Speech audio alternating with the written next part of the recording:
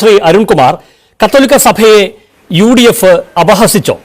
തീർച്ചയായും ഇവിടെ ഇടതുപക്ഷ ജനാധിപത്യ മുന്നണിയുടെ സ്ഥാനാർത്ഥി നിർണയവുമായി ബന്ധപ്പെട്ടുകൊണ്ട് എന്ന രൂപത്തിൽ നിരന്തരം KPCC പ്രസിഡന്റും അതുപോലെ തന്നെ ഇവിടെ പ്രതിപക്ഷ നേതാവും ഇന്നലെ നടത്തിയ പ്രസ്താവനകൾ ഇടതുപക്ഷ ജനാധിപത്യ മുന്നണിയുടെ സ്ഥാനാർത്ഥിയുടെ നിർണയിച്ചതിന് പിന്നിൽ ഏതോ പിന്നാമ്പുറം പ്രവർത്തനങ്ങൾ നടന്നിട്ടുണ്ട്, ബാഹ്യശക്തി ഇടപെട്ടിട്ടുണ്ട് എന്ന രൂപത്തിൽ നടത്തിയ പ്രസ്താവന, ആ പ്രസ്താവനയാണ് ഇതിൽ കൃത്യമായി സമുദായത്തെ അതിലേക്ക് വലിച്ചിഴക്കാൻ വേണ്ടി നടത്തിയ ശ്രമങ്ങളുടെ തുടക്കം.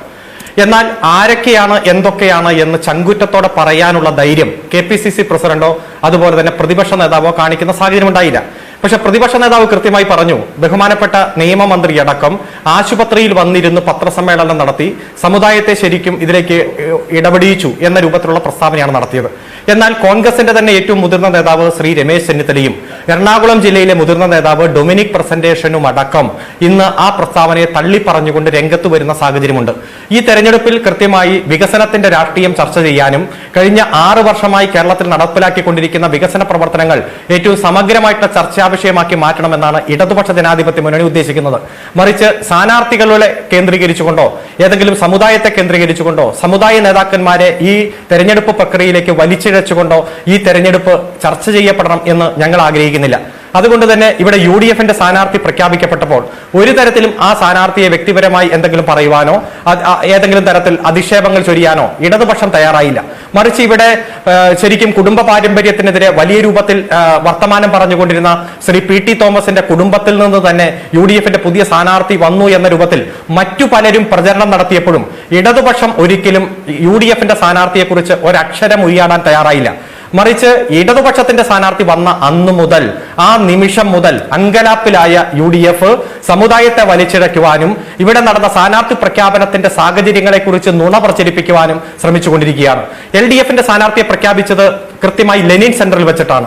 4-ാം തീയതി ഉച്ചയ്ക്ക് ശേഷം 3:15 എറണാകുളം ലെനിൻ സെന്ററിൽ വെച്ച് നടത്ത പത്രസമ്മേളനത്തിൽ LDFന്റെ കൺവീനർ സഖാവ് EP ജയരാജനും സഖാവ് M സ്വരാജ് MLAയും അതുപോലെ സഖാവ് P രാജീവും CN മോഹനന്റെയും നേതൃത്വത്തിൽ LDFന്റെ സ്ഥാനാർത്ഥിയെ പ്രഖ്യാപിച്ചതിന് ശേഷം സ്ഥാനാർത്ഥി ലിസി ഹോസ്പിറ്റലിലെ ഒരു ഡോക്ടറാണെന്ന് ബോധ്യപ്പെട്ടപ്പോൾ പത്രപ്രവർത്തകരാണ് ലിസി ഹോസ്പിറ്റലിലേക്ക് പോയത്. ലിസി ഹോസ്പിറ്റലിൽ പോയപ്പോൾ ആ സമയത്ത് ഡോക്ടർ അവിടെ ഓപ്പറേഷൻ തിയേറ്ററിലായിരുന്നു. പത്രപ്രവർത്തകർ കാത്തുനിന്ന് കുറച്ച് നേരത്തിന് ശേഷം ഓപ്പറേഷൻ പൂർത്തീകരിച്ച് തന്റെ രോഗികളെ മുഴുവൻ കണ്ടതിന് ശേഷം ഡോക്ടർ ആശുപത്രി ഡ്രസ്സിൽ തന്നെ പത്രപ്രവർത്തകരുടെ മുന്നിലേക്ക് വന്നു. തങ്ങളുടെ സ്ഥാപനത്തിലെ ഒരു ഡോക്ടർ ഒരു സ്ഥാനാർത്ഥിയായി പ്രഖ്യാപിക്കപ്പെട്ടപ്പോൾ അതിന്റെ സന്ദേശം പങ്കുവച്ചുകൊണ്ട് അവിടെ കൂടിയ ഡോക്ടർമാരും ഹോസ്പിറ്റലിന്റെ ഡയറക്ടർ അടക്കം ആ ഡോക്ടറെ കൃത്യമായി പത്രക്കാർക്ക്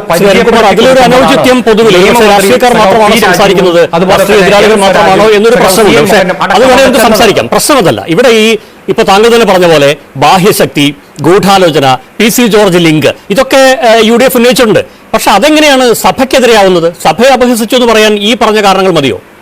അല്ല, ഇവിടെ ശ്രീ VD സതീശന്റെ പത്രസമ്മേളനത്തിൽ ലിസി ഹോസ്പിറ്റലിനെതിരെയും ലിസി ഹോസ്പിറ്റലിന്റെ ഡയറക്ടറായിട്ടുള്ള ഒരു പുരോഹിതൻ LDFന്റെ പത്രസമ്മേളനത്തിൽ പങ്കെടുത്തു എന്ന രൂപത്തിൽ കൃത്യമായി തന്നെ ആരോപണങ്ങൾ ഉന്നയിച്ചിരുന്നല്ലോ.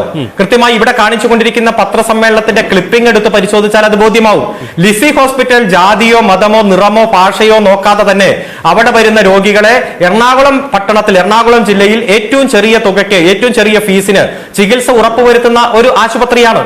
ആ ആശുപത്രിയെ കുറിച്ചും അദ്ദേഹം ആക്ഷേപം ചൊരിയുന്ന സാഹചര്യമുണ്ടായി. അവിടുത്തെ ഒരു ഡോക്ടറെ സ്ഥാനാർത്ഥിയായി പ്രഖ്യാപിക്കുമ്പോൾ ആ ഹോസ്പിറ്റലിന്റെ ഒരു ഡയറക്ടർ പത്രസമ്മേളനത്തിൽ പങ്കെടുത്തു. പത്രസമ്മേളനം പരിചയപ്പെടുത്തുന്ന ഒരു ചടങ്ങാണ്. ഇൻവിറ്റേഷൻ കിട്ടി. ഒരു രാഷ്ട്രീയ പാർട്ടിയുടെ സ്ഥാനാർത്ഥിയാണാവുന്നത്. ആ ഡോക്ടർക്ക് ഒരു ലോകാരോഗ്യ സംഘടനയുടെ അംഗീകാരമല്ല, സംസ്ഥാന സർക്കാരിന്റെ ബഹുമതിയല്ല, അദ്ദേഹം അവിടെ ഒരു ഓർഗൻ ട്രാൻസ്പ്ലാന്റേഷൻ കഴിഞ്ഞു വന്നിരിക്കുകയല്ല. ഇതൊന്നുമല്ല പശ്ചാത്തലം. ഒരു രാഷ്ട്രീയ പാർട്ടിയുടെ പ്രതിനിധിയായി മത്സരിക്കാൻ പോകുന്ന വ്യക്തിയാണ്. അപ്പൊ സ്വാഭാവികമായിട്ടും ആ സഭയുടെ സ്ഥാപനത്തിൽ അവരുടെ ലോഗോയ്ക്ക് മുന്നിൽ ആ ബാക്ക്ഡ്രോപ്പിന് മുന്നിൽ ഇരുന്ന് സംസാരിക്കുമ്പോൾ ഇവിടെ വിഡിസൽസം ആരോപിക്കുന്നത് എന്താണ്? CPM നേതാക്കൾ അവിടെ വന്നത്. അദ്ദേഹം പറയുന്ന പോലെ P രാജീവ് അവിടെ നിന്ന് വാർത്താസമ്മേളനം നടത്തിയിട്ടില്ല, നമുക്കറിയാം. മറിച്ച് അവിടെ അവർ വാർത്താസമ്മേളനത്തിലൂടെ കാര്യങ്ങൾ പ്രതികരിക്കുന്ന സമയത്ത് P രാജീവും അതുപോലെ ജില്ലാ സെക്രട്ടറിയൊക്കെ വരികയാണ്. അതാണ് വാസ്തവം. പക്ഷേ അങ്ങനെ വരുമ്പോൾ എന്ത് സംഭവിക്കുന്നു? ഇത് സഭയുടെ സ്ഥാനാർത്ഥിയാണെന്ന് വരുത്തി തീർക്കാൻ CPM ശ്രമിച്ചു എന്നതാണ് UDFന്റെ ആക്ഷേപം. അതെങ്ങനെയാണ് സഭയ്ക്കെതിരെയാവുന്നത്? അല്ല, ഒരിക്കലും ഈ സ്ഥാനാർത്ഥി സഭയുടെ സ്ഥാനാർത്ഥിയാണെന്നോ സഭ സ്ഥാനാർത്ഥി നിർണയത്തിൽ ഇടപെട്ടിട്ടുണ്ട് എന്നോ CPM ഒരിടത്തും പറഞ്ഞിട്ടില്ല. ഇവിടെ അത്തരത്തിലുള്ള ആരോപണം ആദ്യമായി ഉയർത്തിയത് ശ്രീ പ്രതിപക്ഷ നേതാവ് VD സതീശൻ തന്നെയാണ്. ഇവിടെ ഞാൻ സൂചിപ്പിച്ചല്ലോ, പത്രസമ്മേളനം നടക്കുന്നു എന്ന രൂപത്തിൽ ഒരു തരത്തിലുള്ള ഇൻവിറ്റേഷനോ ഫോൺ കോളോ ഒരു പത്രപ്രവർത്തകർക്കും ലിസി ഹോസ്പിറ്റലിൽ നിന്ന് കിട്ടിയിട്ടില്ല. എന്നാൽ മണിക്കൂറുകൾക്ക് മുമ്പ് ലെനിൻ സെന്ററിൽ നിന്ന് അവർക്ക് ഇൻവിറ്റേഷൻ കിട്ടി. 3:15 CPM-ന്റെ LDF-ന്റെ പത്രസമ്മേളനം ലെനിൻ സെന്ററിൽ ഉണ്ട് എന്ന ഇൻവിറ്റേഷൻ കിട്ടിയിട്ടാണ് പത്രപ്രവർത്തകർ ലെനിൻ സെന്ററിൽ എത്തിയത്. അവിടെ വെച്ച് സ്ഥാനാർത്ഥിയെ പ്രഖ്യാപിച്ചു. ഇന്ന ആശുപത്രിയിലുള്ള ഡോക്ടറാണെന്ന് ബോധ്യപ്പെട്ടപ്പോൾ പത്രപ്രവർത്തകർ തന്നെയാണ് ആ ഡോക്ടറെ പരിചയപ്പെടുത്താനും അദ്ദേഹത്തിന്റെ ക്ലിപ്പിംഗ്സ് എടുക്കുവാനും ഹോസ്പിറ്റലിലേക്ക് പോയത്. അവിടെ ചെന്നപ്പോൾ ഡോക്ടർ ഓപ്പറേഷൻ തിയേറ്ററിലാണ്. ഡോക്ടർ വരുന്നവരെ കാത്തുനിന്ന് ആ ഡോക്ടറുമായിട്ടുള്ള അഭിമുഖം നടക്കുന്നു. അവിടെ ഒരു പത്രസമ്മേളനം എന്ന രൂപത്തിലല്ല. താൻ ഡയറക്ടറായിരിക്കുന്ന ഹോസ്പിറ്റലിലെ ഒരു ഡോക്ടർ ഒരു സ്ഥാനാർത്ഥിയായി മത്സരിക്കുന്നു എന്നറിഞ്ഞപ്പോൾ അവിടെ വരുന്നു. അദ്ദേഹം അവിടെ കസേരയിട്ടിരിക്കുന്നു. മറ്റൊരു തരത്തിലും അദ്ദേഹം സമുദായത്തെ വലിച്ചിഴക്കുന്ന തരത്തിൽ ഒരു പ്രസ്താവന നടത്തിയിട്ടില്ലോ. എനിക്കറിയാം.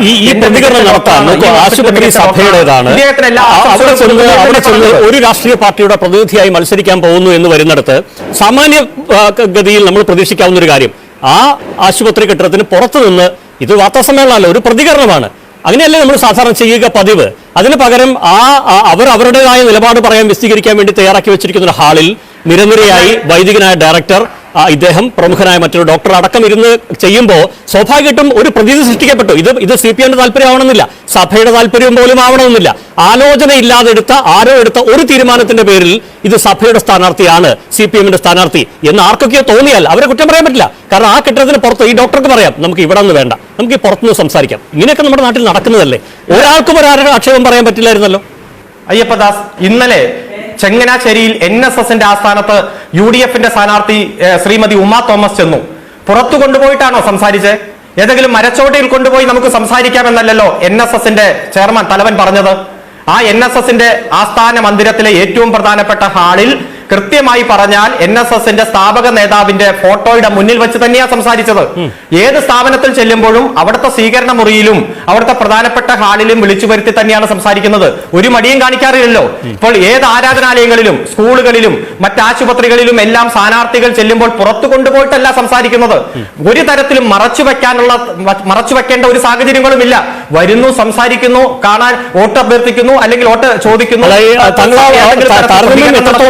എനിക്ക് സംശയമുണ്ട്. കാരണം ഇവിടെ തെറ്റിദ്ധാരണയ്ക്ക് ഈ രാഷ്ട്രീയ എതിരാളികൾക്ക് അല്ലെങ്കിൽ പുറത്തുനിന്നുള്ളവർക്ക്, ഇത് ഒരുപക്ഷെ കോൺഗ്രസ് പോലുമല്ല, സഭയ്ക്കുള്ളിൽ തന്നെയുള്ള ഒരു വിഭാഗമാണ് യഥാർത്ഥത്തിൽ ഇത് കർദിനാളുടെ സ്ഥാനാർത്ഥിയാണ് എന്നടക്കമുള്ള ആക്ഷേപം ഉന്നയിക്കുകയും പരാജയപ്പെടുത്തുമെന്ന് ആദ്യ മണിക്കൂറിൽ തന്നെ പ്രതികരിച്ചത്. പിന്നെയാണ് യഥാർത്ഥത്തിൽ ആ വിവാദം ഉരുത്തിരിയുന്നത്. അപ്പോൾ ആർക്കൊക്കെയോ അങ്ങനെ ഒരു ആക്ഷേപത്തിന് ഇടകൊടുക്കാത്ത വിധം ഉള്ള ഒരു ആലോചന ആരോ നടത്തിയിരുന്നെങ്കിൽ, നടത്തേണ്ടവർ നടത്തിയിരുന്നെങ്കിൽ എന്ന് മാത്രമാണ് ഒരുപക്ഷെ ആ തലത്തിൽ പറയാനുള്ളത് ശ്രീ അരുൺകുമാർ. അപ്പൊ എന്റെ ചോദ്യം, ഞാൻ ശ്രീ ഷഫീറിലേക്ക് പോകും മുമ്പ്, ഇവിടെ അങ്ങനെയാണെങ്കിൽ പോലും കോൺഗ്രസ് എങ്ങനെയാണ് ഈ സഭയെ അവഹേളിച്ചത്? അതിന്റെ തെളിവെന്താ? ഒരു കാര്യം ഞാൻ പറയാം. ഇവിടെ ആലോചന നടത്തിയിരുന്നുവെങ്കിൽ ഇങ്ങനെ ആലോചിക്കണമെന്ന് താങ്കൾ പറഞ്ഞല്ലോ. അത് ചിലപ്പോൾ ശരിയായിരിക്കും, ആലോചന നടത്തിയെങ്കിൽ. ഒരു തരത്തിലുള്ള ആലോചനയും ഇല്ലല്ലോ. സ്ഥാനാർത്ഥിയെ പ്രഖ്യാപിച്ച് ലെനിൻ സെന്ററിൽ വെച്ച് അവിടെ അത് കഴിഞ്ഞു. ആ സ്ഥാനാർത്ഥിയോട് നേരിട്ട് ഈ വിവരങ്ങൾ ഇന്റിമേറ്റ് ചെയ്യാനും പ്രഖ്യാപനങ്ങൾ കഴിഞ്ഞു. അങ്ങനെ പ്രഖ്യാപിക്കുന്ന സമയത്ത് അദ്ദേഹം ഓപ്പറേഷൻ തിയേറ്ററാണ്. ആ വിവരം പറയാനായിട്ട് നേതാക്കന്മാർ ചെല്ലുമ്പോൾ അവിടെ പത്രപ്രവർത്തകരുമായി ഡോക്ടർ കൂടിക്കാഴ്ച നടത്തുന്നു, ഡോക്ടർ സംസാരിക്കുന്നു. അവിടെ ചെന്ന് സ്വാഭാവികമായി ഒരു മന്ത്രി അടക്കം ചെല്ലുമ്പോൾ ഇരിക്കാൻ പറയുന്നു. അവർ അവിടെ കസേരയിട്ട് സൈഡിൽ ഇരിക്കുന്നു. അതിനെ ആ തരത്തിൽ കണ്ടാൽ മതി. ഒരു തരത്തിലും സഭയെ കൂട്ടിയോജിപ്പിക്കാനോ അല്ലെങ്കിൽ സഭയുമായി ഗൂഢാലോചന നടത്താനോ സഭയെ ഇതിലേക്ക് ഇടപെടിപ്പിക്കാനോ ഇടതുപക്ഷം ഒരു ശ്രമം നടത്തിയിട്ടില്ല. പക്ഷേ ഇവിടെ ഇന്നലെ പറഞ്ഞ ആരോപണം, പ്രതിപക്ഷ നേതാവ് പറഞ്ഞ ആരോപണം, ആ ആരോപണത്തെ തള്ളിപ്പറഞ്ഞ് രംഗത്ത് വന്നത് ഇടതുപക്ഷത്തെ പോട്ടൊപ്പം തന്നെ UDF-ന്റെ നേതാക്കന്മാർ തന്നെയല്ലേ. ശ്രീ ചെന്നിത്തല എന്താണ് പറഞ്ഞത്? ചെന്നിത്തല പറഞ്ഞത് ഒരിക്കൽ പോലും ഇത്തരത്തിൽ ആലോചിക്കാനേ കഴിയില്ലെന്നാണ്. ഡൊമിനിക് പ്രസന്റ്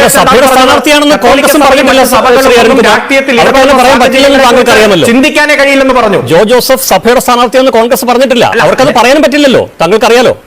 ഞാൻ പറഞ്ഞത് വി ഡി സതീശൻ മുന്നോട്ട് വച്ച ലിസി ഹോസ്പിറ്റലിനെതിരായിട്ടുള്ള ആരോപണങ്ങളും ഹോസ്പിറ്റലിന്റെ ചിഹ്നം ഉപയോഗിച്ചതും സമുദായത്തിന്റെ അടക്കം ഗൂഢാലോചനയുണ്ട് എന്ന് സംശയിക്കേണ്ടിയിരിക്കുന്നു എന്നും ഈ സ്ഥാനാർത്ഥി നിർണയത്തിൽ സമുദായത്തെ ഇതിൽ ഇടപെടിച്ചിട്ടുണ്ടോ എന്നുള്ള എല്ലാ തരത്തിലുള്ള ആശങ്കയും ഒരിക്കലും ഇല്ല എന്ന് UDF-ന്റെ നേതാക്കന്മാർ തന്നെ വ്യക്തമാകുന്ന സാഹചര്യമാണ് ഉണ്ടായത്. അതുകൊണ്ട് ഇവിടെ കൃത്യമായി തെരഞ്ഞെടുപ്പിൽ ഉയർന്നു വരുന്ന വികസനത്തിന്റെ രാഷ്ട്രീയം ചർച്ച ചെയ്യാൻ ഭയപ്പെടുന്നു UDF.